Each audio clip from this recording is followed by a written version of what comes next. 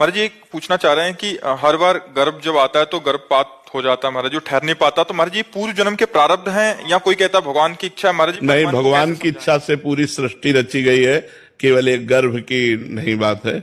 भगवान ने एक ही इच्छा केवल की है, एको हम बहुश्यामा, मैं एक बहुत रूपों में हो जाऊं। इसके बाद हमारी इच्छा लागू हो गई, वही हमारा पतन कराती है, वही हमें सुख देती है, वही हमें बुरे कर्म वाली इच्छा दुख देती है। ये पूर्व का विधान है।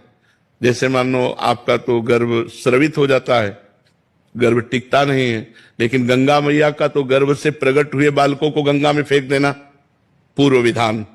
जानती हैं कि ये अष्टवसु हैं, इनमें सबको हमें मुक्त करना है, तो जहां प्रकट होते तो गंगा में फेंक देती जाके। 8वें वसु जो भीष्म जी के रूप में विराजमान है, उस समय महाराज शांतनु ने कहा तू कौन है?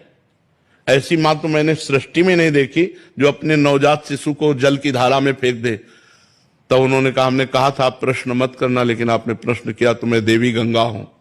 कांप गए कि पत्नी के रूप में मां भगवती गंगा देवी, बस वो अब नहीं टिकूंगी, और अंतर ध्यान हो गई पुत्र को लेकर। वही पुत्र महारथी अतिरथियों के वीरों के वीर भीष्म पितामह जी हुए। तो हम तो आप देखो हर तरह की आयु में मृत्यु हो रही, तो ये सब लिखा हुआ है हमारे पूर्व कर्मों के अनुसार, सब कुछ विधान है। जो जीव जितने मिनट का आएगा, जितने सेकंड का आएगा, उतने मिनट सेकंड टिक पाएगा, इसका नाम मृत्यु लोक है। तो इसमें हमें भगवान की आराधना। एक परिवार 18-20 साल उनको ब्याह किए हो गए और संतान नहीं होती थी, लेकिन उन्होंने छोड़ा नहीं। दंडवती परिक्रमा लगाना, सत्संग में आना, भजन करना, वो लगे रहे। तो 2 बच्चे एक साथ प्रकट हुए। भगवान करतुम अकर्तुम अन्यथा करतुम है।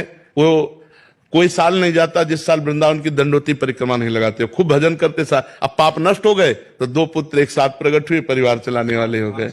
18 साल बाद ब्याह के।